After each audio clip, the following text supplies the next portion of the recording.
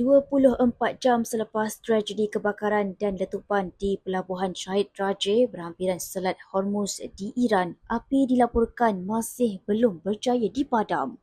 Angka korbannya juga dilaporkan terus meningkat melebihi 40 nyawa dan sekurang-kurangnya 1,000 orang dilaporkan telah cedera dalam kejadian itu. Susulan bencana berkenaan, Pemimpin Agung Iran Ayatollah Ali Khamenei mengarahkan siasatan menyeluruh punca letupan besar di pelabuhan utama yang terletak di Bandar Abbas, selatan negara itu. Ia dikeluarkan selepas Presiden Masoud Pezeshkian melawat lokasi kejadian. Berikutan pencemaran udara dan asap tebal di kawasan sekitar, semua sekolah dan pejabat di Bandar Abbas, ibu negeri wilayah Hormuzgan, diarahkan tutup bagi membolehkan operasi kecemasan dijalankan. Kementerian Kesihatan Iran turut menggesa penduduk untuk tidak keluar rumah dan memakai pelitup muka sehingga diberitahu kelak.